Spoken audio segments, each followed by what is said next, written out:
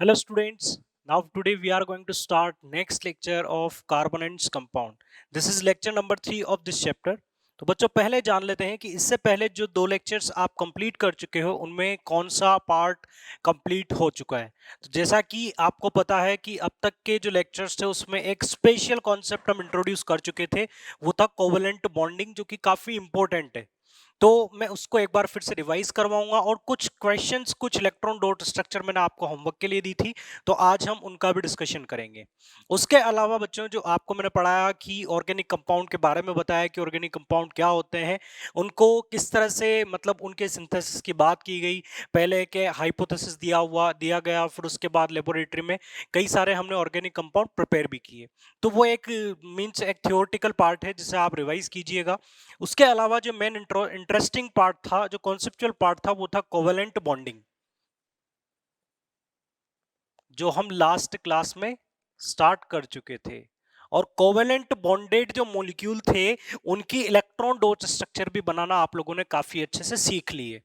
तो स्ट्रक्चर कैसे बनानी है उसके लिए मैंने जो टिप्स आपको बताई थी आप उन्हें ध्यान रखिएगा।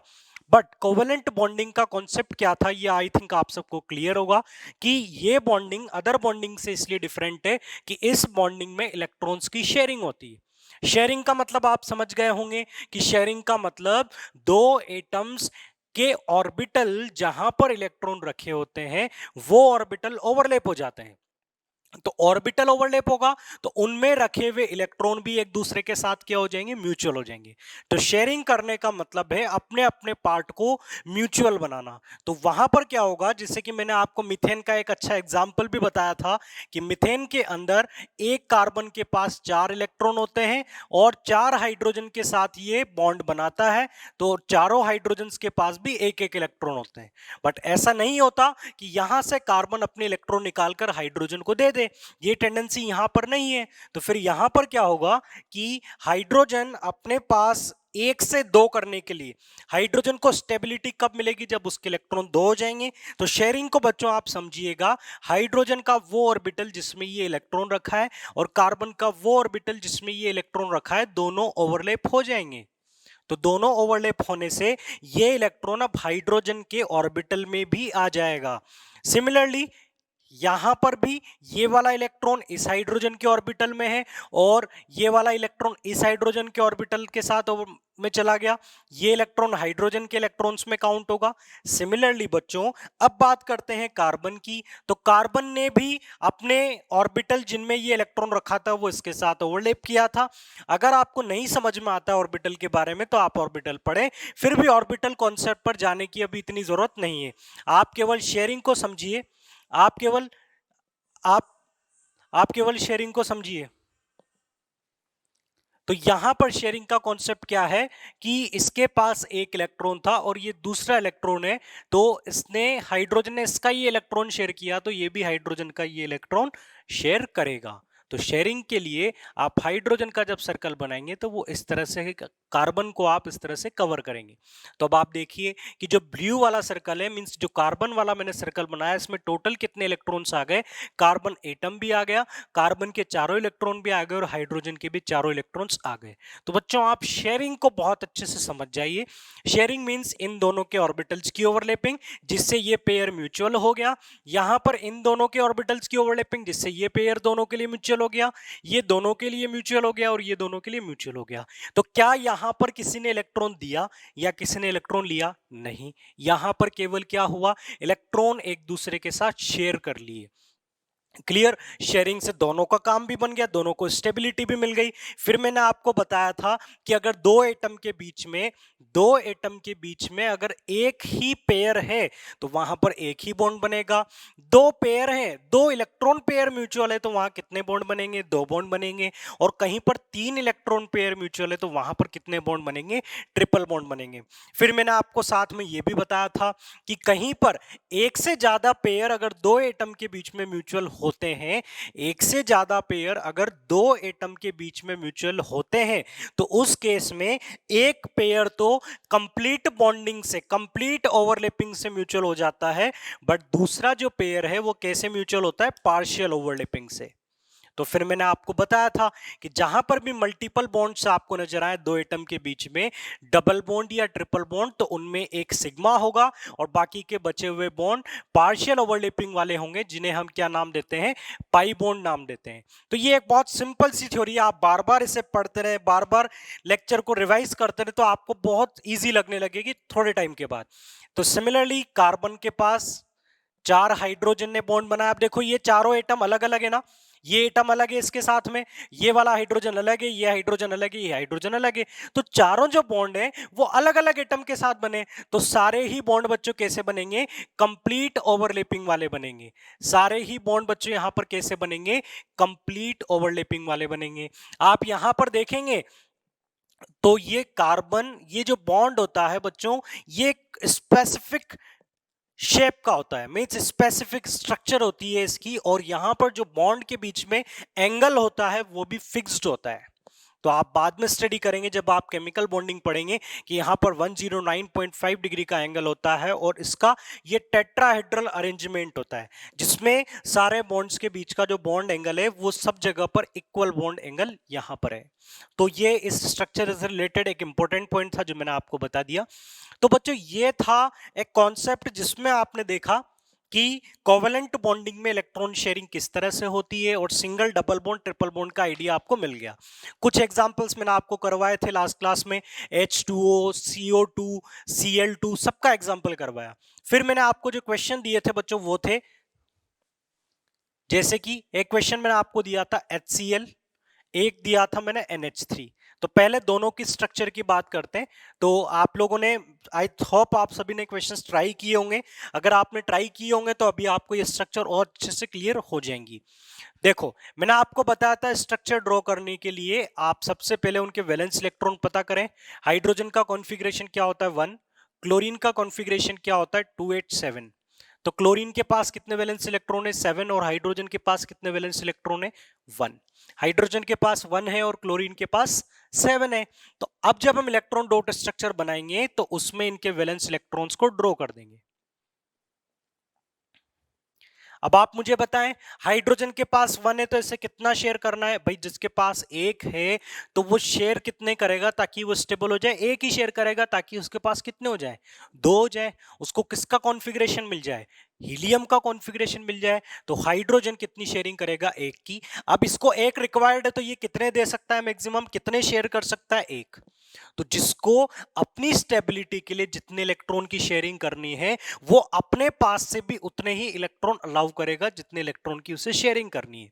तो देखो इसके पास 7 है, इसको कितना रिक्वायर्ड है, 1 रिक्वायर्ड है, और जितने रिक्वायर्ड है उसे हम क्या बोलते हैं, कोवेलेंसी।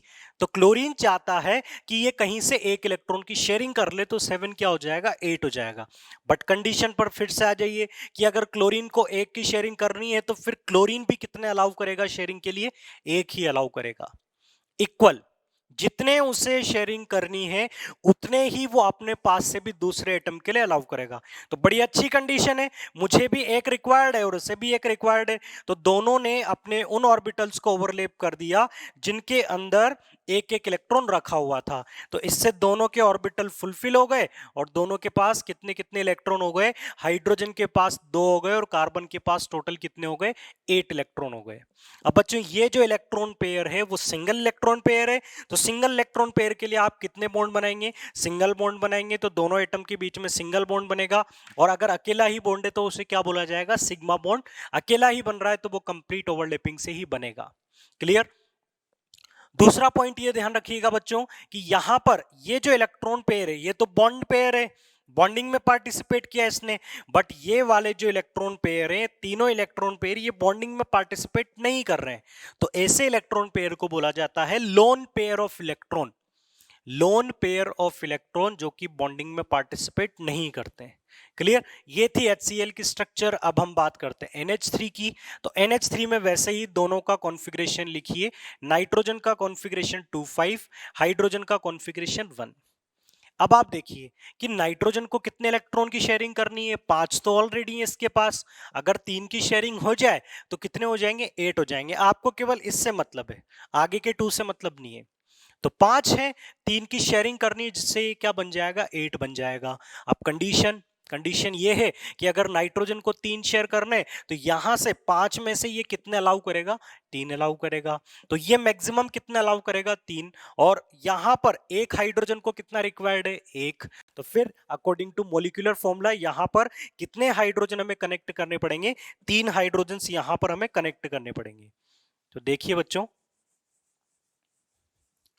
NH3 में हम एक नाइट्रोजन ड्रॉ करेंगे। नाइट्रोजन को सेंटर में लेना है क्योंकि नाइट्रोजन की कोवेलेंसी ज्यादा है। नाइट्रोजन की कोवेलेंसी 3 और हाइड्रोजन की कोवेलेंसी कितनी, 1। तो नाइट्रोजन के पास कितने इलेक्ट्रॉन बनाऊं मैं, 5 वैलेंस इलेक्ट्रॉन। अब देखो 5 वैलेंस इलेक्ट्रॉन में से मैंने तीनों इलेक्ट्रॉन इस तरह से ड्रॉ कर दिए क्योंकि मुझे पता है कि इन तीनों इलेक्ट्रॉन्स की हाइड्रोजन के साथ अलग अलग ओवरलैपिंग होगी। तो एक हाइड्रोजन यहां मान लीजिए, एक यहां पर है और एक यहां पर है। अब तीनों ओवरलैपिंग करेंगे तो तीनों हाइड्रोजन को कितने इलेक्ट्रॉन्स की शेयरिंग करनी है, एक एक की। इसने भी एक शेयर किया, इसने भी एक शेयर किया। अब नाइट्रोजन तीनों हाइड्रोजन से एक एक शेयर कर रहेगा तो नाइट्रोजन का जो सर्कल आप बनाएंगे, सर्कल बनाने का मेथड मैंने आपको बताया था, 3 पॉइंट आपको वेरीफाई करने। उस सर्कल में वो एटम आ जाए, उसके खुद के इलेक्ट्रॉन आ जाए और वो इलेक्ट्रॉन आ जाए जो उसने शेयर किए हैं। तो यहां पर आप देखेंगे कि ये जो डॉट वाले इलेक्ट्रॉन है, जो हाइड्रोजन वाले इलेक्ट्रॉन है, इसे किसने शेयर किया, नाइट्रोजन ने। तो आप देखिए इस वाले सर्कल में नाइट्रोजन भी आ गया, नाइट्रोजन के 5 इलेक्ट्रॉन्स भी आ रहे हैं और हाइड्रोजन के तीनों इलेक्ट्रॉन्स भी आ रहे हैं। ऐसी इलेक्ट्रॉन डॉट स्ट्रक्चर आपको बनानी आनी चाहिए। तो ये अमोनिया की NH3 की इलेक्ट्रॉन डॉट स्ट्रक्चर आपने बनाई, जिसमें आपने देखा कि अमोनिया में एक नाइट्रोजन 3 हाइड्रोजन से बॉन्डेड होता है। और ये तीनों बॉन्ड कौन से होते हैं बच्चों, ये तीनों बॉन्ड कौन से होते हैं, कोवेलेंट बॉन्ड होते हैं। तीनों कोवेलेंट क्यों हुए, क्योंकि तीनों में सिंगल लोन पेयर है, सॉरी तीनों में सिंगल पेयर म्यूचुअल है। और दूसरा पॉइंट, तीनों जो पेयर म्यूचुअल हुए हैं वो अलग अलग एटम के साथ हैं। ठीक है, तो ये अलग एटम है, ये अलग है, ये अलग है, तो तीनों ही क्या होंगे, सिंगल कोवेलेंट बॉन्ड होंगे, तीनों ही सिग्मा बॉन्ड होंगे, तीनों ही बॉन्ड पेयर होंगे। और ये पेयर जो बॉन्डिंग में पार्टिसिपेट नहीं कर रहा, इसे हम क्या बोलेंगे, लोन पेयर बोलेंगे। तो ये थी अमोनिया की स्ट्रक्चर। इसके अलावा जो मैंने दूसरे मॉलिक्यूल्स आपको दिए थे वो थे CH3COOH, बेंजीन, C6H6 और S8 और C2H6 इथेन। तो इनकी भी इलेक्ट्रॉन डॉट स्ट्रक्चर ड्रॉ करते हैं, आप फिर से वेरीफाई कीजिएगा। तो थोड़ा स्पीड के साथ अब हम देखते हैं C2H6 इथेन की इलेक्ट्रॉन डॉट स्ट्रक्चर। अब देखो, अब तक कोई प्रॉब्लम नहीं थी क्योंकि अब तक जितनी स्ट्रक्चर्स हमने देखी उनके अंदर नंबर ऑफ एटम्स, अब तक जो स्ट्रक्चर्स आपने देखी उनके अंदर नंबर ऑफ एटम्स बच्चों क्या थे, कम थे। 2 एटम थे, 3 एटम थे या 4 एटम थे। तो उसमें आप आराम से गेस कर पा रहे थे कि कौन सा एटम सेंटर में लिया जाएगा और बाकी के एटम कहां पर अटैच्ड होंगे। अब यहां पर तो बहुत सारे एटम है, इसके अंदर 8 एटम है, इसके अंदर आप देखें तो 12 एटम है, इसमें 8 एटम्स हैं, इसमें आप देखें 4 5 6 7 8 एटम्स हैं। तो अब आपके माइंड में डाउट ये आएगा कि मुझे ये तो पता है कि कौन कैसी कैसी शेयरिंग करेगा, लेकिन इनका अरेंजमेंट कैसे होगा, कौन किससे बॉन्डेड होगा। तो बच्चों, वैसे तो जब आप एग्जाम में ऐसे क्वेश्चन अटेम्प्ट करेंगे, ऐसे क्वेश्चन जब आप एग्जाम में अटेम्प्ट करेंगे तो इससे पहले आप इनके स्ट्रक्चर पढ़ चुके होंगे, क्योंकि हमारा जो आगे का कंटेंट है उसमें इथेन, बेंजीन, एसिटिक एसिड सबके स्ट्रक्चर आप इंडिविजुअली काफी अच्छे से पढ़ लोगे। तो एग्जाम पर आपको प्रॉब्लम नहीं आएगी। अभी आपको ये टिपिकल इसलिए लग रहा है क्योंकि अभी तक आपने इनकी एक्चुअल स्ट्रक्चर देखी ही नहीं है। तो मैं एक थोड़ा सा आइडिया आपको दे देता हूं जो आपको बाद में काफी अच्छे से समझ में आ जाएगा। अभी आइडिया केवल इतना है कि जो फर्स्ट मॉलिक्यूल है C2H6 इथेन, जिससे बोला जाता है, जिसे आप बाद में काफी अच्छे से स्टडी कर लेंगे, इसके अंदर 2 कार्बन डायरेक्टली बॉन्डेड होते हैं और 6 हाइड्रोजन इस तरह से कार्बन के साथ बॉन्डेड होते हैं। ये एक रफ आइडिया आपको पता होना चाहिए कि इथेन में कार्बन कार्बन की एक चेन बनती है, इथेन में कार्बन कार्बन की एक चेन बनती है, ये सारा आइडिया आपको होना चाहिए। तो यहां पर हम देखते हैं कि ये जो C2H6 है, इसकी इलेक्ट्रॉन डॉट स्ट्रक्चर बनानी है। अब इसमें आपको आइडिया मिल चुका है कि कार्बन ने 4 बॉन्ड बनाया, मतलब ये कार्बन एक इलेक्ट्रॉन इधर शेयर करेगा, एक इधर शेयर करेगा, एक इधर और एक इस तरफ। तो उसी बेसिस पर आप कार्बन के इलेक्ट्रॉन्स को रिप्रेजेंट कीजिएगा। कार्बन का कॉन्फ़िगरेशन होता है 2 4, हाइड्रोजन का कॉन्फ़िगरेशन होता है 1।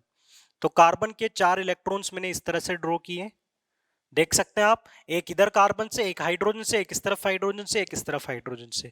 सिमिलरली ये वाला कार्बन, एक यहां पर, एक ऊपर, एक राइट में, एक बॉटम में। सिमिलरली हाइड्रोजन को आप ड्रॉ करें तो यहां पर एक हाइड्रोजन है, एक हाइड्रोजन इस तरफ कार्बन से बॉन्डेड होगा, एक हाइड्रोजन यहां पर होगा। क्लियर, सबके इलेक्ट्रॉन डॉट आपने बना दिए, बस अब आपको सर्कल करने। तो यहां पर हाइड्रोजन वाले सबसे पहले कंप्लीट कर दो।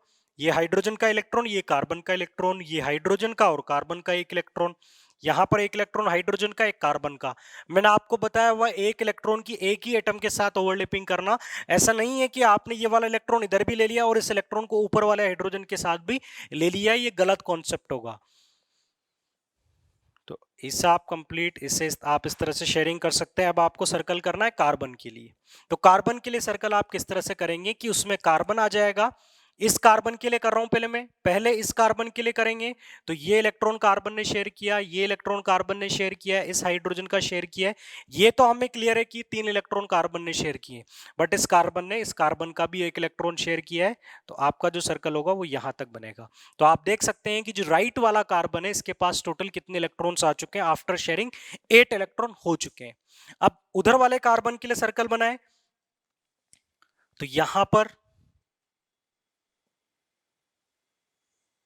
तो आप देख सकते हैं कि टोटल कितने सर्कल या टोटल कितनी कवरिंग होगी, जितने नंबर ऑफ एटम्स आपके पास होंगे। मेरे पास टोटल कितने एटम्स थे 8, तो आप देखेंगे 8 तरह की कवरिंग मैंने की है, 1 2 3, ग्रीन वाली 4 5 6 7 और एक ये ब्लू वाली 8।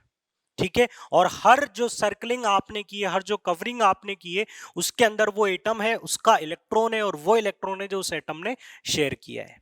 क्लियर, तो इसका हमेशा ध्यान रखिएगा। आप इसे वेरीफाई भी कर सकते हैं। आप देख लीजिए किसी भी सर्कल में, किसी भी बाउंड्री में एक से ज्यादा एटम कहीं पर भी आपको नजर नहीं आ रहे होंगे, केवल एक ही एटम उसमें कवर हो रहा है, उसके अलावा इलेक्ट्रॉन से। क्लियर, चलिए बात करते हैं नेक्स्ट कंपाउंड की। तो नेक्स्ट कंपाउंड है एसिटिक एसिड। नेक्स्ट कंपाउंड है acetic acid, CH3COOH, which is known as acetic acid. इसकी भी स्ट्रक्चर का आइडिया आपको बाद में मिल जाएगा। जब आप आगे इस चैप्टर को स्टडी करेंगे तो आपको पता चलेगा कि COOH एक स्पेसिफिक ग्रुप होता है जिसमें एक कार्बन, एक ऑक्सीजन इसके साथ इस तरह से बॉन्डेड होता है और दूसरा ऑक्सीजन और उससे एक हाइड्रोजन बॉन्डेड होता है। तो आपको इसके स्ट्रक्चर का आइडिया बाद में मिलेगा। अभी मैं पहले से आपके साथ वो चीज शेयर कर देता हूं जो इन्फॉर्मेशन आपको बाद में बहुत अच्छे से मिल जाएगी। आप एग्जाम में बिना कुछ सोचे समझे एसिटिक एसिड की स्ट्रक्चर आराम से बना दोगे। तो आप इस बारे में बिल्कुल भी चिंता मत कीजिएगा, आप केवल कॉन्सेप्ट को समझिए कि ये स्ट्रक्चर का आइडिया आपको बाद में मिलेगा, बट इससे इलेक्ट्रॉन डॉट स्ट्रक्चर कैसे ड्रॉ करनी है हमें ये समझना है। तो हमें कार्बन के लिए कितने इलेक्ट्रॉन बनाने, 4। ऑक्सीजन के लिए कितने ड्रॉ करने हैं, 6, क्योंकि ऑक्सीजन का कॉन्फ़िगरेशन क्या होता है, 2 6। हाइड्रोजन के लिए कितने ड्रॉ करने हैं, 1। तो यहां पर कितने कार्बन है, 1 2। ठीक है, एक ऑक्सीजन है, एक हाइड्रोजन है। तो पहले इलेक्ट्रॉन्स ड्रॉ कर दें। कार्बन के लिए 4 इलेक्ट्रॉन, एक ऊपर की तरफ, एक इस हाइड्रोजन के लिए, एक इसके लिए, एक इस कार्बन के लिए। सिमिलरली इस कार्बन के भी 4 इलेक्ट्रॉन, एक इस कार्बन के लिए, एक ऑक्सीजन के लिए और 2 ऑक्सीजन के लिए। तो एक इस कार्बन के लिए होगा और डॉट से मैं इसे रिप्रेजेंट कर देता हूं, एक इस कार्बन के लिए, एक ऑक्सीजन के लिए और 2 नीचे वाले ऑक्सीजन के लिए। क्योंकि यहां पर क्या दिख रहा है आपको, डबल बॉन्ड, मतलब इस ऑक्सीजन के साथ 2 पेयर म्यूचुअल हुए हैं। सिमिलरली इस ऑक्सीजन के टोटल कितने इलेक्ट्रॉन होंगे, 6। 6 में से एक इधर, एक इधर, बाकी के 4 काम के नहीं है। तो बाकी के 4 तो आप ऐसे बना दो और बाकी को आप ऐसे बना दीजिए। हाइड्रोजन के लिए कितने ड्रॉ करने, 1। अब हम बात करते हैं इस ऑक्सीजन की और तीनों हाइड्रोजन की। तो एक ऑक्सीजन यहां पर है, जो 2 इलेक्ट्रॉन पेयर कहां पर म्यूचुअल है, ऊपर। तो इसके 2 इलेक्ट्रॉन ऊपर कर दीजिए, बाकी 4 को आप दूसरी तरफ लगा दीजिए। हाइड्रोजन एक एक इलेक्ट्रॉन के साथ। ठीक है, सबके इलेक्ट्रॉन्स और डॉट मीन सबके वैलेंस इलेक्ट्रॉन आपने रिप्रेजेंट कर दिए। अब आपको केवल वही काम करना है, इनको कवर करना है। तो कवर किस तरह से करेंगे, हाइड्रोजन, हाइड्रोजन का इलेक्ट्रॉन, वो इलेक्ट्रॉन जो इसने शेयर किया है। ठीक है, उस हाइड्रोजन का आपने कंप्लीट कर दिया, 2 हो गए। अब बाकी इन हाइड्रोजन्स को भी कंप्लीट कर दो। अब देखो इतने सारे क्वेश्चन करने के बाद आप हाइड्रोजन की ओवरलैपिंग तो बहुत आसानी से कर दोगे, बिल्कुल भी दिमाग आपको नहीं लगाना पड़ेगा। इस ऑक्सीजन की 6 इसके पास है, 6 इसके पास है, 2 चाहिए और 2 किससे ले रहा है, ये केवल एक ही कार्बन से बॉन्डेड है। तो इस कार्बन से इसकी रिक्वायरमेंट पूरी हो गई। अब आप देख पा रहे हैं कि इन 2 एटम के बीच में, इन 2 एटम के बीच में कितने पेयर म्यूचुअल हैं, 2 पेयर म्यूचुअल हैं। तो इनके बीच में कितने बॉन्ड बनेंगे? 2 बॉन्ड बनेंगे। और इन 2 बॉन्ड में एक बॉन्ड कैसा होगा? सिग्मा, और एक कैसा होगा? पाई। क्योंकि मैंने आपको बताया है मल्टीपल बॉन्डिंग में एक ही सिग्मा बनेगा, रिमेनिंग बॉन्ड्स कैसे होंगे? पाई बॉन्ड ही बनेंगे। क्लियर? सिमिलरली अब देखिए, इस ऑक्सीजन के लिए हम सर्कल करते हैं, तो ऑक्सीजन के कितने इलेक्ट्रॉन? 6। और इस ऑक्सीजन ने कहां कहां पर शेयरिंग करवाई है? एक तो इधर हाइड्रोजन के साथ शेयरिंग की है, और एक इस तरफ कार्बन के साथ शेयरिंग की है। तो इसका जो सर्कल बनाऊंगा वो इस तरह से होगा, इसमें ये दोनों इलेक्ट्रॉन और ऑक्सीजन के इलेक्ट्रॉन और ऑक्सीजन इंक्लूड होगा। सिमिलरली इस कार्बन के लिए आप सर्कल करें, तो इस कार्बन ने 3 हाइड्रोजन के साथ सिंगल बॉन्ड बनाया हुआ है, तो तीनों हाइड्रोजन से एक एक इलेक्ट्रॉन ले लो। एक बॉन्ड कार्बन से बनाया है, तो एक इलेक्ट्रॉन कहां से ले लो? कार्बन से कवर कर लो। क्लियर? अब एक ही कार्बन की सर्कल, एक ही कार्बन का आपको यहां पर कवरिंग करनी है। तो जो बचा हुआ कार्बन है उसने कहां कहां बॉन्ड बनाया? 2 बॉन्ड नीचे, एक इस तरफ एक इस तरफ, मतलब 2 इलेक्ट्रॉन नीचे से लेने, एक इधर से कवर करना है, एक इधर से कवर करना है। तो एक तो लेफ्ट से, 2 नीचे से, और एक राइट से। क्लियर? ये एसिटिक एसिड की स्ट्रक्चर होगी। और इसमें आप देख सकते हैं कि कहां कहां पर सिंगल बॉन्ड आपको नजर आ रहे हैं। तो सिंगल बॉन्ड बच्चों, आपको ये एक एटम के साथ सिंगल बॉन्ड है, यहां पर सिंगल बॉन्ड है, ये सिंगल बॉन्ड है, ये सिंगल बॉन्ड है, ये सिंगल बॉन्ड है, और ये भी सिंगल बॉन्ड है। बट यहां पर डबल बॉन्ड आपको नजर आया, और आपको मैंने बताया हुआ है कि जहां पर भी आपको डबल बॉन्ड नजर आए वहां पर एक बॉन्ड सिग्मा होगा और एक कैसा होगा? पाई बॉन्ड होगा। क्लियर? तो आपसे पूछा जाए एसिटिक एसिड में टोटल कितने कोवेलेंट बॉन्ड होंगे, तो टोटल बॉन्ड्स कितने बच्चों? 1 2 3 4 5 6 7 8। टोटल कितने बॉन्ड्स हैं? 8 बॉन्ड्स हैं, और 8 में से यहां पर 7 सिग्मा बॉन्ड है और एक पाई बॉन्ड है। टोटल 8 कोवेलेंट बॉन्ड है, and out of 8 total 7 sigma bond है, और एक बॉन्ड कैसा है बच्चों? पाई बॉन्ड है। ठीक है, ये एसिटिक एसिड की इलेक्ट्रॉन डॉट स्ट्रक्चर हुई। इसके बाद मैं आपको बताता हूं बेंजीन की इलेक्ट्रॉन डॉट स्ट्रक्चर। बेंजीन जिसका फॉर्मूला आपने लिखा C6H6। बाकी इसकी स्ट्रक्चर अभी मैं आपको आउट कर रहा हूं, बट आप जब चैप्टर कंप्लीट हो जाएगा तो आपको इसकी स्ट्रक्चर काफी आप फेमिलियर हो जाओगे इसके साथ, कि टोटल कितने कार्बन से ये बनी होती है। साइक्लिक स्ट्रक्चर होती है, टोटल 6 कार्बन इस तरह से एक दूसरे से जुड़े हुए होते हैं, और इन 6 कार्बन में सबके पास एक एक हाइड्रोजन बॉन्डेड होता है इस तरह से। इससे बोला जाता है बेंजीन। बच्चों काफी इंपॉर्टेंट केमिकल कंपाउंड है, इसके बहुत सारे डेरिवेटिव आपको स्टडी करने को मिलेंगे ऑर्गेनिक केमिस्ट्री में। तो 6 कार्बन थे, और ये 6 कार्बन 6 हाइड्रोजन से बॉन्डेड है। अब बात करते हैं कि इनके अंदर आप देखोगे कि एक कार्बन जो है वो डबल बॉन्ड बनाएगा, फिर इनके बीच में कोई बॉन्ड नहीं होगा, फिर डबल बॉन्ड होगा, फिर डबल बॉन्ड होगा। मतलब अल्टरनेट डबल बॉन्डिंग आपको नजर आ रही है, अल्टरनेट डबल बॉन्डिंग आपको नजर आ रही है। बॉन्ड वगैरह में अब आपको कोई कंफ्यूजन नहीं होना चाहिए। अब आपको पता है कि जिनके बीच में इलेक्ट्रॉन शेयरिंग है तो उनके बीच में हम लाइन बना देते हैं।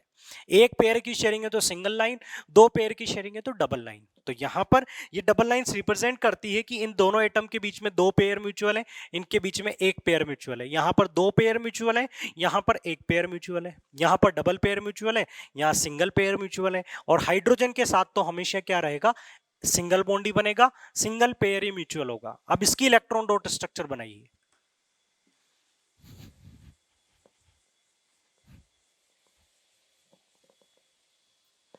चलिए, इसकी इलेक्ट्रॉन डॉट स्ट्रक्चर बनाने के लिए आप सबसे पहले कार्बन, 6 जो कार्बन है उन्हें अरेंज कर दीजिए, 1 2 3 4 5 एंड 6। और हर एक कार्बन के पास कितने वैलेंस इलेक्ट्रॉन होते हैं बच्चों? कार्बन का कॉन्फ़िगरेशन 2 4, तो 4 वैलेंस इलेक्ट्रॉन आप सबके ड्रॉ करें। अब 4 इलेक्ट्रॉन कैसे ड्रॉ करूंगा ये देखिएगा बच्चों ध्यान से। एक में इस कार्बन की तरफ ड्रॉ कर दूंगा क्योंकि सिंगल बॉन्ड बना रहा है, एक हाइड्रोजन की तरफ ड्रॉ कर दूंगा क्योंकि सिंगल बॉन्ड बना रहा है, और 2 किस तरफ ड्रॉ कर दूंगा? इस कार्बन की तरफ। तो इस पैटर्न को समझिएगा, एक इस तरफ, एक ऊपर, और 2 इस तरफ। क्लियर? अब बाकी कार्बन में भी आप इसी तरह 4 इलेक्ट्रॉन को बनाइए। इस कार्बन ने इधर बनाया डबल बॉन्ड, ठीक है, इधर बनाया सिंगल बॉन्ड और इधर बनाया सिंगल बॉन्ड। इस कार्बन ने यहां सिंगल बॉन्ड बनाया, यहां डबल बनाया, और यहां पर सिंगल बनाया। इस वाले कार्बन ने इस तरफ कितना बनाया? डबल, इस तरफ सिंगल, और यहां पर सिंगल। इसने इस तरफ सिंगल बनाया, और इस तरफ डबल बनाया, और इस तरफ सिंगल बनाया। इसने इस तरफ डबल, इस तरफ सिंगल, इस तरफ सिंगल। इस तरफ का मतलब कि ये इस कार्बन से डबल बॉन्ड बनाएगा और ये कार्बन हाइड्रोजन के साथ सिंगल बॉन्ड बनाएगा। तो अगर आप पहले से ही इलेक्ट्रॉन डॉट को अगर सही डायरेक्शन में रखेंगे तो स्ट्रक्चर थोड़ी अच्छी बनेगी, अदरवाइज स्ट्रक्चर बहुत कॉम्प्लिकेटेड सी बनेगी। अब आप हाइड्रोजन्स को ड्रॉ कीजिए, सबके पास एक एक हाइड्रोजन, जिसके पास एक एक इलेक्ट्रॉन। तो सबसे पहले तो जो आपको सबसे ज्यादा पसंद है उसका हम कवरिंग करते हैं हाइड्रोजन की, जो कि बहुत आसान होता है। तो हाइड्रोजन के लिए आप हाइड्रोजन और कार्बन का एक एक इलेक्ट्रॉन इस तरह से, ये हाइड्रोजन की स्टेबिलिटी तो आपने रिप्रेजेंट कर दी कि हाइड्रोजन के पास कितने इलेक्ट्रॉन हो गए, दो दो, हाइड्रोजन स्टेबल हो गया। अब बात करते हैं कार्बन की। तो कार्बन कहां कहां से इलेक्ट्रॉन लेगा, लेफ्ट कार्बन से, राइट कार्बन से और हाइड्रोजन से। तो सबसे इलेक्ट्रॉन्स दिला दो, यहां से ऊपर वाले कार्बन से ले, ऊपर वाले हाइड्रोजन से लेगा एक, यहां से लेगा एक, यहां से दो और यहां से एक। तो आप देख सकते हैं कि ये वाला जो मैंने कवरिंग की है, इसमें कार्बन भी आ गया, कार्बन के चारों इलेक्ट्रॉन, और वो दो इलेक्ट्रॉन जो इस तरफ शेयर हुए हैं, एक इलेक्ट्रॉन इस तरफ और एक इलेक्ट्रॉन इस तरफ से इसने शेयर कर लिया। अब सेकेंड कार्बन के लिए देखते हैं। तो बच्चों अब आप ड्रॉ कीजिएगा इस वाले कार्बन के लिए।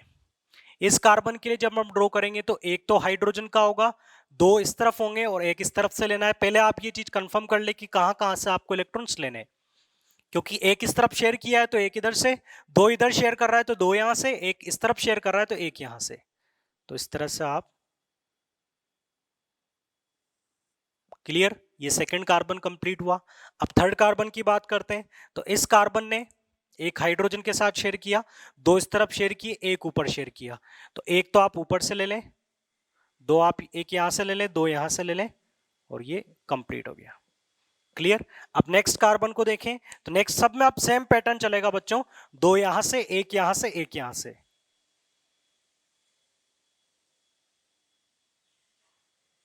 क्लियर। नेक्स्ट कार्बन देखो तो वो भी इसी तरह से होगा। नेक्स्ट कार्बन दो ऊपर से, एक इधर से और एक इधर से।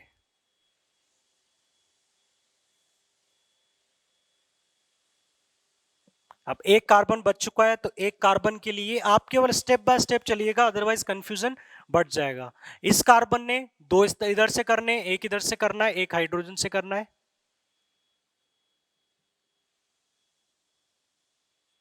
तो यहां पर ये सारे कार्बन्स को आपने कवर कर दिया, सारे हाइड्रोजन को कवर कर दिया, और सबकी ये पूरी बेंजीन की इलेक्ट्रॉन डॉट स्ट्रक्चर हो गई।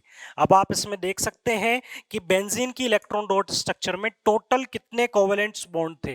तो आपसे जो क्वेश्चन पूछे जाते हैं एग्जाम में, वो क्वेश्चन ये है, total number of covalent bond कितने हैं इस स्ट्रक्चर में। तो आप वो डायरेक्ट यहां से काउंट कर सकते हो, 1 2 3 4 5 6 7 8 9 10 11 12 13 14 15 मींस 6 बॉन्ड तो आपको बाहर नजर आ रहे हैं हाइड्रोजन के साथ में, 6 बॉन्ड तो ये होंगे, 1 2 3 4 5 6, 6 बॉन्ड कार्बन कार्बन के बीच में होंगे, और 3 बॉन्ड ये जो डबल के लिए रेस्पॉन्सिबल है। तो टोटल आपके पास कितने हो गए, 15 कोवेलेंट बॉन्ड हो गए। टोटल कितने बॉन्ड हो गए, 15 कोवेलेंट बॉन्ड हो गए। अब आपसे पूछा जाए कि इनमें से सिग्मा कितने हैं और पाई कितने हैं, तो आप देख सकते हैं कि जहां पर भी डबल बॉन्ड होगा, जहां पर भी मल्टीपल बॉन्डिंग होगी, वहां पर एक सिग्मा होगा और एक पाई होगा। तो पहले तो सिग्मा की बात कर लेते हैं, ये सिग्मा होगा, ये भी सिग्मा, ये सिग्मा, ये sigma bond, sigma bond, sigma bond, क्योंकि ये सारे सिंगल थे तो ये सिग्मा होंगे। ये भी सिंगल बॉन्ड है तो ये भी सिग्मा होगा, ये भी सिग्मा बॉन्ड होगा, ये भी सिग्मा बॉन्ड होगा। अब ये तीन जो बॉन्ड है ये कैसे डबल है, और मैंने आपको बताया हुआ मल्टीपल बॉन्डिंग में केवल एक ही सिग्मा होता है और बाकी के कैसे होते हैं, पाई होते हैं। तो डबल में एक सिग्मा होगा और एक पाई होगा। तो यहां पर एक तो सिग्मा होगा, एक पाई होगा, एक सिग्मा होगा, एक पाई होगा, एक सिग्मा होगा और एक पाई होगा। ऐसा जरूरी नहीं है कि अंदर वाला पाई है या बाहर वाला पाई है, एक सिग्मा है और एक पाई है।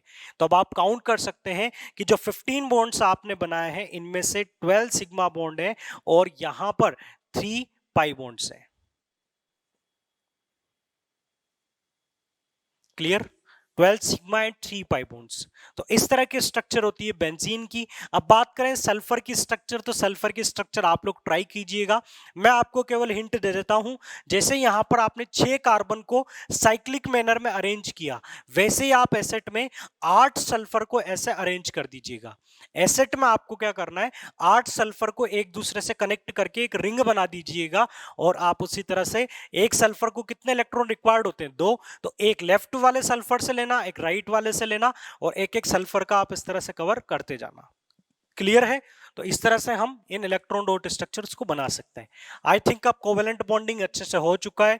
सिग्मा और पाई बॉन्ड्स का काफी डिस्कशन हो गया, 2 बार हम डिस्कस कर चुके हैं, कई सारे स्ट्रक्चर्स देख चुके हैं, आपको इलेक्ट्रॉन पेयर और स्ट्रक्चर का काफी अच्छे से कॉन्सेप्ट पता चल गया। तो ये थी बच्चों कोवेलेंट बॉन्डिंग, जिसमें इलेक्ट्रॉन शेयरिंग होती है। अब हम बात करते हैं प्रॉपर्टीज की। तो जिस टाइप की बॉन्डिंग आपने पढ़ी, जिस टाइप के कंपाउंड आपने पढ़े, तो जिसमें आपको कोवेलेंट बॉन्डिंग मिलेगी, तो ऐसे कंपाउंड को बच्चों क्या बोला जाएगा, कोवेलेंट कंपाउंड। अब इन कोवेलेंट कंपाउंड की प्रॉपर्टीज की बात करें, तो इनकी फर्स्ट प्रॉपर्टी है that covalent compound exist as molecules not in form of ions। देखो ये प्रॉपर्टी जो है, ये एक सीधा सीधा कंपैरिजन है। ये जो प्रॉपर्टी है, ये सीधा सीधा कंपैरिजन है आयनिक कंपाउंड की प्रॉपर्टीज के साथ में। आप चाहें तो मेटल नॉन मेटल के लेक्चर को फिर से रिवाइज कीजिएगा। उसमें जब मैंने आपको आयनिक कंपाउंड पढ़ाया, तो आयनिक कंपाउंड की प्रॉपर्टी बताई थी, और फर्स्ट प्रॉपर्टी ये बताई थी that ionic compound exist as ions not as molecule. जबकि यहां लिखा है कि that covalent compound exist as molecule not as ions. तो दोनों में डिफरेंस है कि ये मॉलिक्यूलर फॉर्म में और वो आयनिक फॉर्म में। उस टाइम पर मैंने आपको ये भी बताया था कि अगर आपने सैंपल लिया, इस सैंपल में NaCl है, तो इसका मतलब है कि इसमें बहुत सारे Na+ और बहुत सारे Cl- एक दूसरे से अट्रैक्टेड है, स्ट्रॉन्ग अट्रैक्शन है, और एक पर्टिकुलर स्ट्रक्चर में अरेंज्ड है। क्लियर?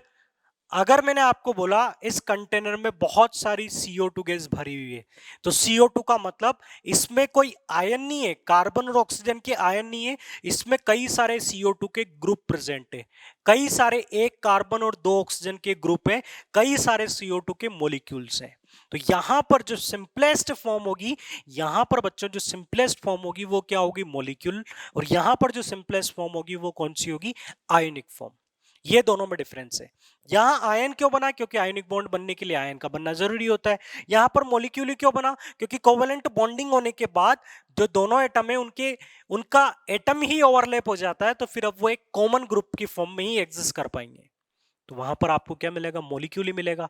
आपने अभी अभी इतनी सारी स्ट्रक्चर देखी, Cl2 के अंदर आपने क्या देखा, 2 क्लोरीन के एटम में ओवरलैपिंग हो गई, तो अब तो वो तो बिल्कुल एक दूसरे से चिपक गए ना, एक दूसरे के साथ ओवरलैप हो गए, तो अब वो तो अलग अलग काउंट होंगे नहीं, वो तो हमेशा कैसे रहेंगे, ऐसे कैसे साथ में रहेंगे, तो वो हमेशा किस फॉर्म में रहेंगे, ग्रुप की फॉर्म में रहेंगे, मॉलिक्यूल की फॉर्म में ही रहेंगे।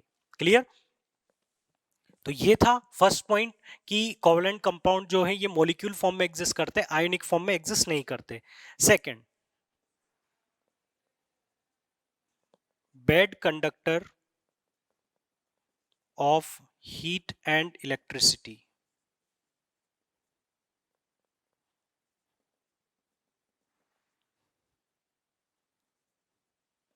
due to absence of free electron और ions। देखो, आपको अब मैं हर पॉइंट को आयनिक कंपाउंड की प्रॉपर्टी के साथ कंपेयर करूंगा, और जब मैंने आयनिक कंपाउंड प्रॉपर्टीज बताई थी तो आपको बोला था कि कोवेलेंट तक आप इन प्रॉपर्टीज को याद रखिएगा ताकि आप इन्हें आराम से कंपेयर कर सकें।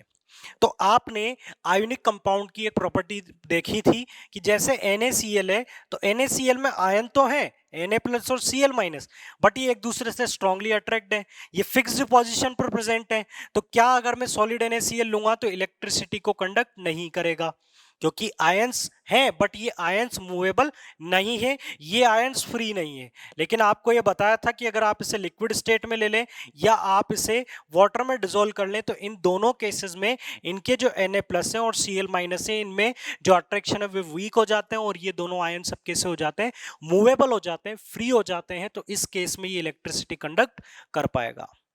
तो सोडियम क्लोराइड लिक्विड फॉर्म में या एक्वस फॉर्म में इलेक्ट्रिसिटी कंडक्ट कर सकता है, बट आयोनिक कंपाउंड किसी भी फॉर्म में इलेक्ट्रिसिटी कंडक्ट नहीं कर पाएंगे क्योंकि इनके पास फ्री इलेक्ट्रॉन्स की अवेलेबिलिटी नहीं होती है। कोवेलेंट कंपाउंड इलेक्ट्रिसिटी कंडक्ट नहीं कर पाएंगे बिकॉज इनके पास फ्री इलेक्ट्रॉन या आयंस की अवेलेबिलिटी नहीं होती है।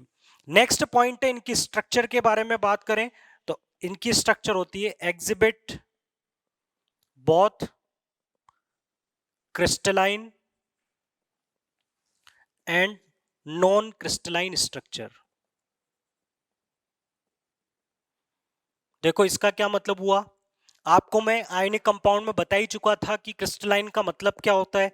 जैसे कि NaCl की स्ट्रक्चर हमने देखी थी कि NaCl में कई सारे Na+ और कई सारे Cl- एक फिक्स्ड पोजीशन पर होते हैं, एक रेगुलर अरेंजमेंट को फॉलो करते हैं। तो कोवेलेंट कंपाउंड में कई सारे ऐसे कोवेलेंट मॉलिक्यूल होते हैं जिनके अंदर अरेंजमेंट कैसा होता है, फिक्स्ड होता है, और कुछ ऐसे मॉलिक्यूल्स भी होते हैं जिनके अंदर अरेंजमेंट फिक्स नहीं होता। मींस आपको कोवेलेंट कंपाउंड में दोनों टाइप के स्ट्रक्चर्स मिलेंगी, कुछ आपको क्रिस्टलाइन फॉर्म में मिलेंगे और कुछ आपको कैसे मिलेंगे, नॉन क्रिस्टलाइन फॉर्म में।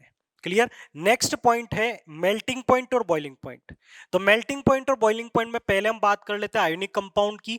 तो आयोनिक कंपाउंड के मेल्टिंग पॉइंट और बॉइलिंग पॉइंट कम थे या ज्यादा थे, बहुत ज्यादा थे। क्यों थे, क्योंकि आयोनिक कंपाउंड के कंस्टिट्यूएंट कौन थे, आयन, और उनके बीच में लगने वाला जो इंटर पार्टिकल फोर्स था, जो इंटर पार्टिकल अट्रैक्शन था, वो कैसा था, स्ट्रॉन्ग इलेक्ट्रोस्टैटिक अट्रैक्शन था। इसलिए वहां पर हमें ज्यादा हीट की रिक्वायरमेंट होगी, उनका melting point boiling point high होगा। बट यहां पर मेल्टिंग पॉइंट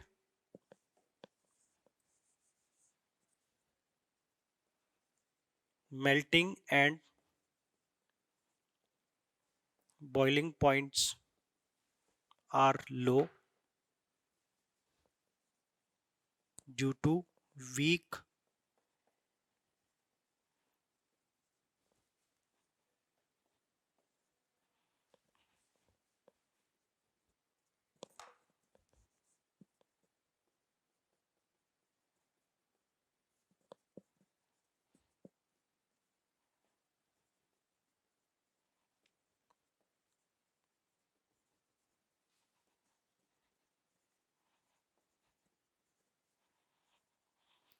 तो बच्चों इसको आप इस तरह से समझो कि ये बहुत इस कंटेनर में NaCl रखा हुआ है। NaCl का मतलब है Na+Cl-Na+Cl-, इनके बीच में एक स्ट्रॉन्ग अट्रैक्शन वर्क कर रहा है। हमें अगर इसे मेल्ट करना है तो हमें इनके अट्रैक्शन को क्या करना पड़ेगा, वीक करना पड़ेगा, इस अट्रैक्शन से लड़ना पड़ेगा जो कि स्ट्रॉन्ग है। तो स्ट्रॉन्ग अट्रैक्शन को अगर आपको फेस करना है तो आपको वहां पर ज्यादा टेम्परेचर देना पड़ेगा, ज्यादा हीट देनी पड़ेगी। अब मैं बात करता हूं किसी कोवेलेंटली बॉन्डेड मॉलिक्यूल की। तो कोवेलेंटली बॉन्डेड मॉलिक्यूल में अगर हम बात करें CO2 की, तो एक CO2 दूसरा CO2, इनके कंस्टिट्यूएंट कौन होंगे, मॉलिक्यूल। उसके कंस्टिट्यूएंट पार्टिकल कौन थे, आयन। इसके कंस्टिट्यूएंट पार्टिकल कौन होंगे, मॉलिक्यूल्स होंगे। और इन मॉलिक्यूल के बीच का जो अट्रैक्शन है इस पर डिपेंड करता है कि इनका melting point boiling point high होगा या लो होगा। देखो इसमें कार्बन और ऑक्सीजन को अलग नहीं करना। मेल्टिंग बॉइलिंग का मतलब कार्बन और ऑक्सीजन को सेपरेट करना नहीं है। मेल्टिंग और बॉइलिंग का मतलब है एक मॉलिक्यूल से दूसरे मॉलिक्यूल को सेपरेट करना। और एक मॉलिक्यूल और दूसरे मॉलिक्यूल के बीच में तो बच्चों कोई बॉन्डिंग तो है नहीं है, इनके बीच में एक अट्रैक्शन वर्क करता है जिससे आप बॉन्डिंग में बाद में स्टडी करेंगे कि इन मॉलिक्यूल्स के बीच में, जिसके कई सारे रीजंस हो सकते हैं। इस अट्रैक्शन के कई सारे रीजंस होते हैं, आप बाद में स्टडी करेंगे, डाइपोल डाइपोल या डाइपोल इंड्यूस्ड डाइपोल, वो थ्योरी अलग है, उसमें हम नहीं जाएंगे। हम बस केवल इतना बात करते हैं कि इनके बीच में जो फोर्स ऑफ अट्रैक्शन डिफाइन होता है उससे हम बोलते हैं वान डर वाल फोर्स ऑफ अट्रैक्शन, जो कि काफी वीक होता है। तो इनके बीच में वर्क करने वाला फोर्स कौन सा है बच्चों, वीक वान डर वाल फोर्स होता है।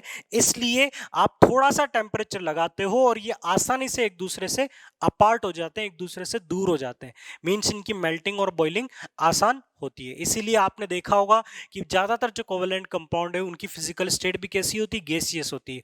बट ऐसा जरूरी नहीं है, कुछ सॉलिड भी होते हैं और कुछ लिक्विड भी होते हैं।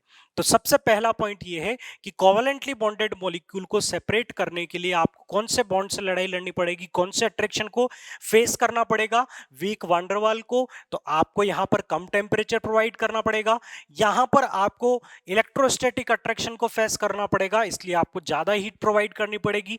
इसलिए इसलिए इनके मेल्टिंग पॉइंट बॉइलिंग पॉइंट ज्यादा होते हैं और इनके मेल्टिंग पॉइंट बॉइलिंग पॉइंट काफी कम होते हैं। क्लियर। नेक्स्ट पॉइंट होगा फिजिकल स्टेट। जो अभी अभी मैंने आपको बताया था कि कोवलेंट कंपाउंड किस फिजिकल स्टेट में एग्जिस्ट करेंगे, सॉलिड में एग्जिस्ट करेंगे, लिक्विड में एग्जिस्ट करेंगे या गैसियस फॉर्म में एग्जिस्ट करेंगे। तो बच्चों ये आप बता सकते हैं कि आयोनिक कंपाउंड की फिजिकल स्टेट कौन सी थी, सॉलिड। सॉलिड इसलिए थी क्योंकि वहां पर जो अट्रैक्शन था वो काफी स्ट्रॉन्ग था। यहां पर कई बार अट्रैक्शन थोड़ा ज्यादा होता है कुछ केसेस में, क्योंकि वांडर वाल है जिसके डिफाइन करने की कई सारी डेफिनेशन है, कई सारी कंडीशन है। तो कुछ कंडीशन में ज्यादा भी होता है, कुछ में कम होता है और कुछ में बहुत कम होता है। तो इसलिए यहां पर जो फिजिकल स्टेट्स आपको मिलेंगी, कुछ कोवेलेंट कंपाउंड सॉलिड फॉर्म में भी मिलेंगे, कुछ लिक्विड्स में भी मिलते हैं आपको, और कुछ गैस स्टेट में भी मिलेंगे। तीनों स्टेट्स पॉसिबल है। तो बच्चों ये थी कोवेलेंट कंपाउंड की प्रॉपर्टीज। अब आपका पूरी तरह से covalent compound, covalent bonding complete हो चुका है कि कार्बन के कंपाउंड्स में, मींस कार्बन जहां पर बॉन्ड बनाएगा वो कौन सा बॉन्ड बनाएगा, कोवेलेंट बॉन्ड बनाएगा, जो कि इलेक्ट्रॉन शेयरिंग से बनता है। और बनने वाले कंपाउंड में ये प्रॉपर्टीज आपको देखने को मिलेंगी। इसके बाद एक प्रॉपर्टी जो हमारे यहां पर मिस हो गई है वो है सोल्यूबिलिटी, जो कि इंपॉर्टेंट प्रॉपर्टी है, जिसका डिस्कशन हमने आयोनिक कंपाउंड में भी काफी ज्यादा किया था कि कोवेलेंट कंपाउंड किस में सॉल्युबल होंगे। तो आप यहां पर लिख सकते हैं like dissolves like that non polar covalent compounds are soluble in non-polar solvents like CCl4, carbon tetrachloride, benzene, etc. जैसे कि आपको एसिटिक एसिड को डिसॉल्व करना है तो एसिटिक एसिड को आप किस में डिसॉल्व कर सकते हैं, बेंजीन में डाल सकते हैं, बेंजीन में डिसॉल्व हो जाएगा। ठीक है, कुछ ऐसे कोवेलेंट कंपाउंड भी होते हैं जो वाटर में भी डिसॉल्व हो जाते हैं और नॉन पोलर सॉल्वेंट में भी डिसॉल्व हो जाते हैं, उसका कंडीशन आप बाद में स्टडी करेंगे। और भी बॉन्डिंग डिफाइंड है, हाइड्रोजन बॉन्डिंग, कई सारे केसेस आप स्टडी करेंगे जब आप केमिकल बॉन्डिंग पढ़ेंगे। तो बच्चों ये एक प्रॉपर्टी थी, like dissolves like means non polar covalent compound किस में डिसॉल्व होगा, नॉन पोलर सॉल्वेंट्स में। ये कुछ दो तीन एग्जांपल हैं, ईथर है, बेंजीन है, कार्बन टेट्राक्लोराइड है, इन्हें आपको याद रखना है, इन्हीं में ये डिसॉल्व होते हैं। तो ये कोवेलेंट कंपाउंड की प्रॉपर्टीज थी। अब आपको कंक्लूजन ये रखना है कि आप केवल इतना याद रखें कि कार्बन जो बॉन्ड बनाएगा वो इलेक्ट्रॉन शेयरिंग से बनाएगा। कार्बन एक इलेक्ट्रॉन, कार्बन के पास कितने वैलेंस इलेक्ट्रॉन है बच्चों, 4। कार्बन के पास कितने वैलेंस इलेक्ट्रॉन है, 4। तो ये अपना एक इलेक्ट्रॉन पेयर भी, एक इलेक्ट्रॉन भी किसके साथ शेयर कर सकता है, 2 भी शेयर कर सकता है, 3 भी शेयर कर सकता है और जरूरत पड़ने पर 4 भी शेयर कर सकता है। इसमें एक इंपॉर्टेंट पॉइंट ये ध्यान रखिएगा, कार्बन के पास मैंने बताया कितने इलेक्ट्रॉन है, 4। तो अपने 4 इलेक्ट्रॉन में से कार्बन के पास मान लो 3 अलग अलग कंडीशन हम लेते हैं।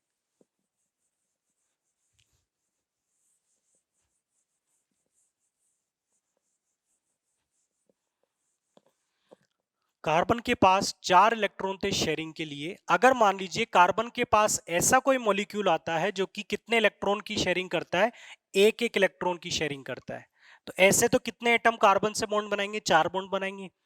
सेकेंड एग्जांपल हमने लिया कि कार्बन के पास ऐसा एलिमेंट आता है जिसको कितने इलेक्ट्रॉन्स रिक्वायर्ड है, 2 इलेक्ट्रॉन रिक्वायर्ड है, तो ये अपने 2 इलेक्ट्रॉन कार्बन के सामने रख देगा।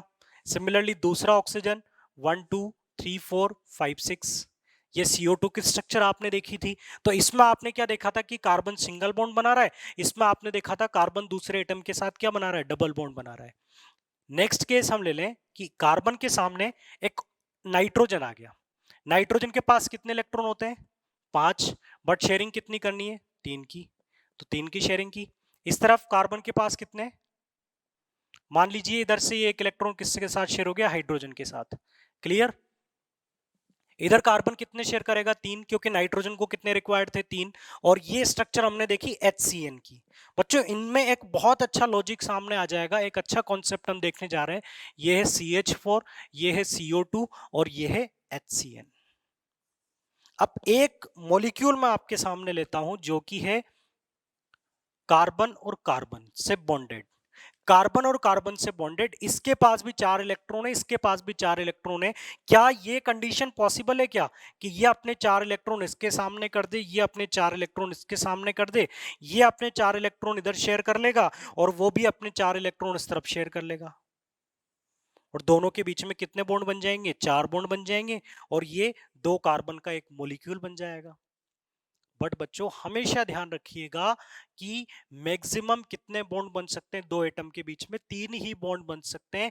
4 बॉन्डिंग या 4 ओवरलैपिंग पॉसिबल नहीं होती है, क्योंकि मैक्सिमम कितने वैलेंस इलेक्ट्रॉन पार्टिसिपेट कर सकते हैं, 4, और 4 में से एक एटम के साथ मैक्सिमम कितने ओवरलैप हो सकते हैं, 3। तो देखो इसमें एक कार्बन ने सिंगल बॉन्ड बनाया था, इसने कार्बन ने डबल बॉन्ड बनाया था, इसमें कार्बन ट्रिपल बॉन्ड बना रहा है, बट कार्बन किसी एटम के साथ या खुद कार्बन के साथ भी 4 बॉन्ड नहीं बना पाएगा। 4 बॉन्ड इसलिए नहीं बना पाएगा क्योंकि आपने अगर कार्बन के इन 4 बॉन्ड की 4 ऑर्बिटल की अगर डायरेक्शन देखी हो, तो मैंने आपको लास्ट क्लास में बताया था कि ये एक टेट्राहेड्रल अरेंजमेंट होता है इस तरह से, जो 4 ऑर्बिटल होते हैं कार्बन के वो एक पर्टिकुलर डायरेक्शन में ओरिएंटेड होते हैं। सारे ऑर्बिटल्स एक पर्टिकुलर डायरेक्शन में ओरिएंटेड होते हैं, तो ये मैक्सिमम एक ओवरलैपिंग कर लेगा, एक ऑर्बिटल की डायरेक्शन बिल्कुल अपोजिट में होती है। देखिए बच्चों आप इस वाले मार्कर को देखिए, बिल्कुल किस तरफ है, अपोजिट डायरेक्शन में। तो ऑर्बिटल्स ओवरलैपिंग में इन तीनों में से एक कंप्लीट पार्टिसिपेट कर सकता है, इन तीनों में से एक कंप्लीट पार्टिसिपेट कर सकता है, बाकी के 2 पार्शियली ओवरलैप कर सकते हैं, बट इसका ओवरलैपिंग में जाना पॉसिबल नहीं है इस एटम के साथ में। जिस एटम के साथ ये 3 ओवरलैप हो रहे हैं, उस एटम के साथ ये वाला ऑर्बिटल ओवरलैप नहीं हो पाएगा, ये किसी दूसरे एटम के साथ ही ओवरलैप हो पाएगा। बस आप केवल इसका रीजन इतना समझिए कि कार्बन के ऑर्बिटल्स का 3D अरेंजमेंट इसके लिए रेस्पॉन्सिबल है कि कार्बन मैक्सिमम 4 बॉन्ड नहीं बना सकता, मैक्सिमम कितने बॉन्ड बनाता है, 3 बॉन्ड बनाता है। तो आपसे एग्जाम में पूछा जाए कि 4 बॉन्ड क्यों नहीं बनते हैं, तो आपका आंसर क्या होगा कि इसकी स्ट्रक्चर इस तरह की होती है, कार्बन के ऑर्बिटल्स का अरेंजमेंट 3D अरेंजमेंट ऐसा होता है कि एक ऑर्बिटल का मींस चारों ही ऑर्बिटल का सेम एटम के साथ ओवरलैप होना पॉसिबल नहीं होता है। मैक्सिमम कितने ओवरलैप हो सकते हैं, 3। तो आप यहां पर देखेंगे, इसके अंदर तो हम देख ही चुके हैं, ये स्ट्रक्चर भी आप देख चुके हो कि यहां पर 2 डबल बॉन्ड बनेंगे, यहां पर आप देखेंगे तो H C और इस तरफ कितने बॉन्ड बनेंगे, ट्रिपल बॉन्ड बनेंगे। तो ट्रिपल बॉन्ड का ये एक केस आपको मैंने यहां पर बता भी दिया, 3 पेयर है तो ये ट्रिपल बॉन्ड है, और ट्रिपल बॉन्ड जहां पर आ जाएगा वहां 1 सिग्मा और 2 पाई बॉन्ड होंगे। क्लियर? तो ये सारी चीजें हमने पहले भी देखी थी, आज एक बार फिर देख चुके हैं। अगर हम कार्बन कार्बन के कंपाउंड पढ़ेंगे तो कार्बन एक कार्बन के साथ सिंगल बॉन्ड भी बनाएगा, डबल भी बनाएगा और ट्रिपल बॉन्ड भी बनाएगा। सारे केसेस है, बट 4 बॉन्ड नहीं बन पाएंगे। तो ये एक क्वेश्चन वाला पार्ट मैंने आपको क्लियर किया। सो स्टूडेंट्स, अब हम नेक्स्ट लेक्चर में इन सारी थ्योरी के बेसिस पर कार्बन के स्पेसिफिक नेचर की, कार्बन की वर्सेटाइल नेचर की बात करेंगे। ठीक है? So students, thank you for watching this lecture.